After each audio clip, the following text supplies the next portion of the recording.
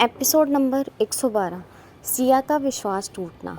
राजस्थान, जहाँ पर कामांधर वहाँ मौजूद पूरे परिवार को उस बीते अतीत के बारे में बता ही रहा था, तभी महल के दरवाजे की तरफ से एक आवाज़ आई, लीजिए हम आ गए, जिसकी वजह से सभी का ध्यान कामांधर की बातों से हटकर महल के दरवाजे की ओर गया।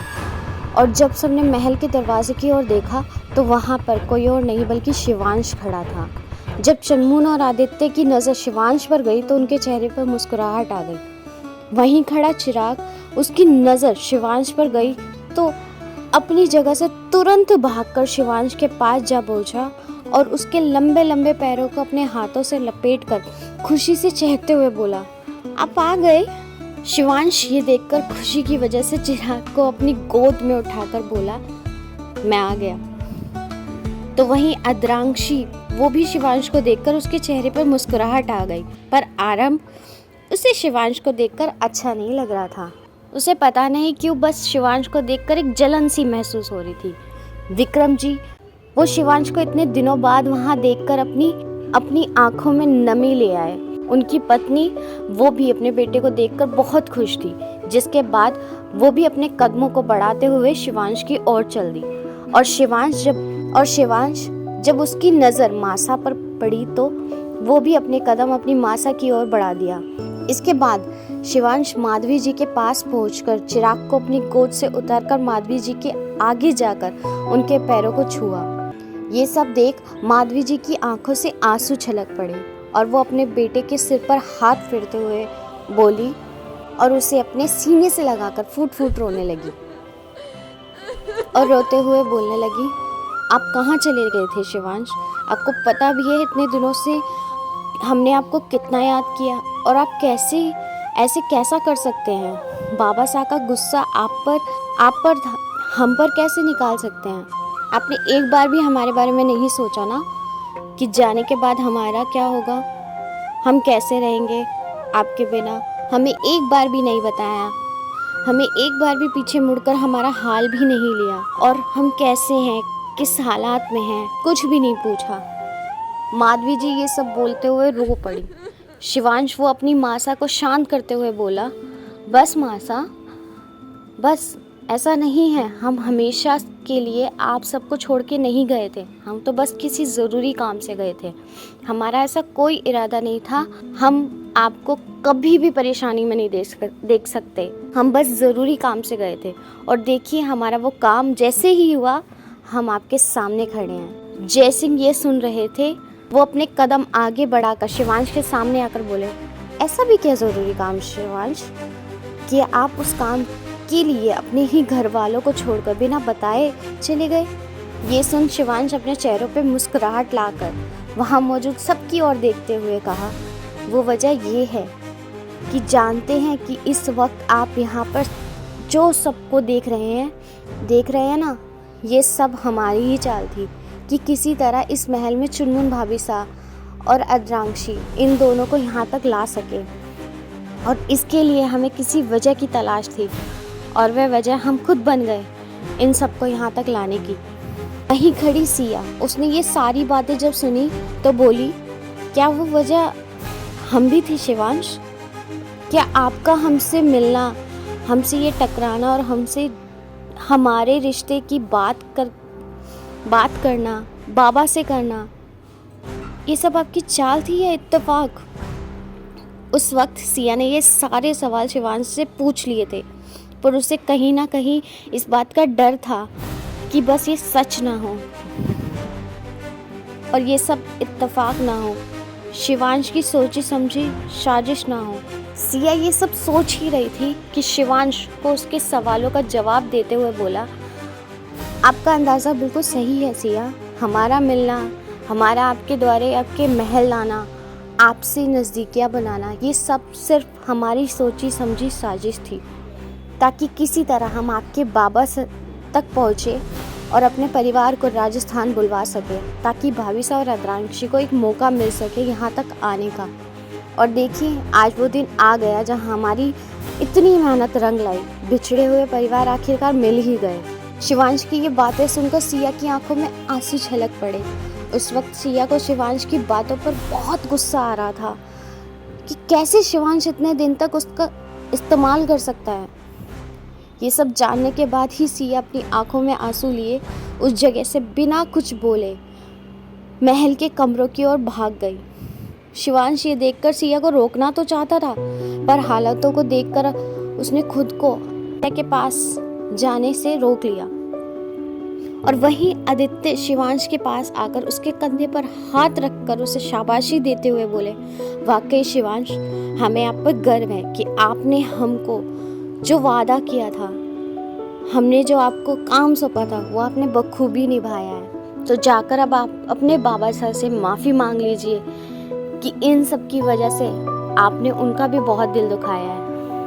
जिसके बाद शिवांश ने अपना सिर हिलाकर वहीं खड़े अपने बाबा साहब विक्रम जी को देखते हुए उनकी ओर जाकर उनके सामने आकर अपने हाथ जोड़ते हुए बोला, हमें माफ़ कर दीजिए बाबा साहब, उस दिन हमने आपसे बहुत बुरी तरीके से बात की, हमें नहीं करनी चाहिए थी। क्या करें, हमें राजस्थान आने के लिए आप सबसे दूर जाना ही था, इसलिए उस दिन हमने आपके साथ ऐसा व्यवहार किया और आप सबको बिना बताए यहाँ आ गए।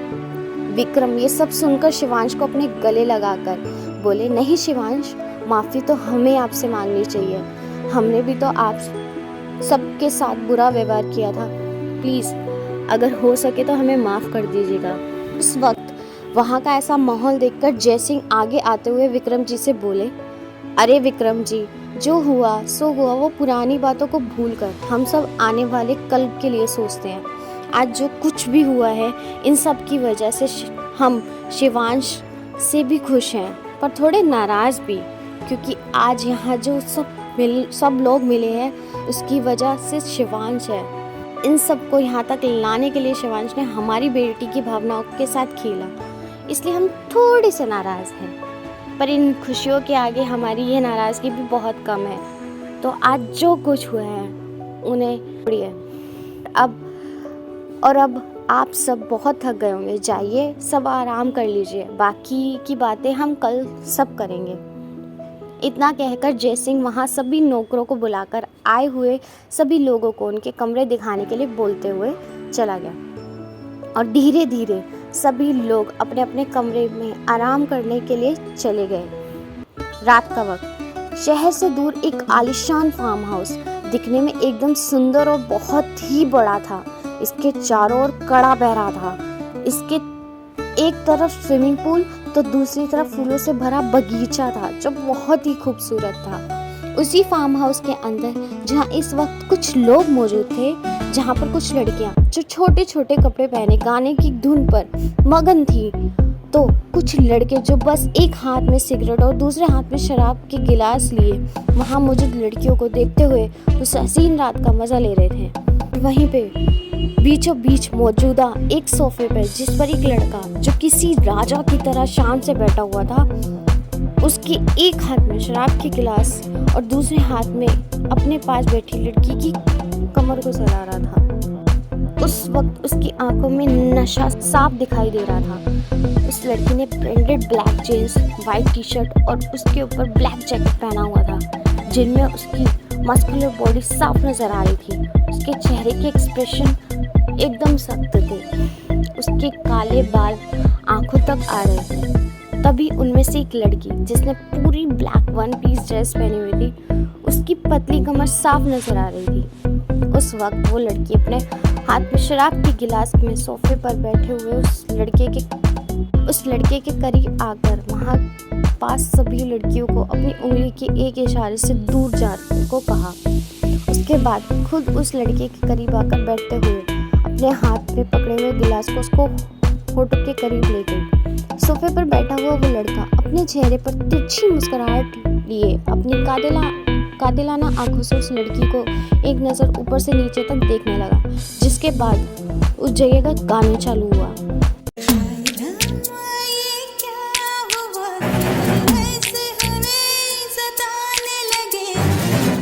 इतनी प्यारी हो सामने, हम काबू में कैसे रहे। यह देखकर वह लड़की शर्म से उठ लड़की से अपना हाथ छुड़ाते हुए पीछे की ओर जाने की कोशिश करते हुए गुनगुनाती है। वो लड़का उस लड़की का हाथ ना छोड़ते हुए उसे उसकी कमर से पकड़कर अपने और करीब लाते हुए गुनगुनाया। तरह वहाँ पे वो दोनों गाने ही गाने में एक दूसरे में डूबते हुए जा रहे थे। वो लड़का उस लड़की को ले एक कमरे में चला गया। इस वक्त उस कमरे में वो दोनों अकेले ही थे। देखकर उस लड़की के चेहरे पर मुस्कुराहट आ गई। उसके बाद वो खुद आगे बढ़कर उस लड़के के करीब जाकर उस लड़के के हाथों को पकड़कर अपनी कमर पर रखकर अपने चेहरे पर मुस्कुराहट लिए उस लड़के को देखने लगी। तभी उस लड़के का उस वक्त फोन आता है और लड़का उस वक्त फोन पर बिजी था, जिसकी वजह से लड़के के चेहरे पर आए हुए भाव जो धीरे धीरे बदलने लगे। जहां उस वक्त उसके चेहरे पर मुस्कुराहट थी तो अब उस मुस्कुराहट ने गुस्से की जगह ले ली थी। उसकी आंखें गुस्से से लाल होने लगी थी और गर्दन की नसें साफ साफ दिखने लगी थी। गुस्से की वजह से उसने अपनी मुट्ठियां कसकर बांध ली। इसके बाद उसने अपने फ़ोन कॉल को काटकर उसे पॉकेट में डालकर उस लड़की को खुद से दूर करके उस कमरे से बाहर की ओर जाने लगा। ये देखकर वो लड़की उसे पकड़कर रोकने लगी कि जब उस लड़के ने पीछे की ओर पलटकर उस लड़की को अपनी गुस्से वाली आंखों से देखा तो ये देखकर लड़की भी एक पल के लिए सहम गई और उसे रोकने की कोशिश बिल्कुल भी नहीं की। उसके बाद वो लड़का उस कमरे से निकलकर हॉल में आते हुए फार्म हाउस के बाहर आकर ड्राइवर से चाबी को लेकर अपनी स्पोर्ट्स कार में बैठकर फुल स्पीड से कार को खाली सड़कों पर दौड़ाने लगा। उस वक्त उस खाली सड़कों पर उसकी स्पोर्ट्स कार फुल स्पीड में थी, जिसका उसे भी कोई अंदाज़ा नहीं था।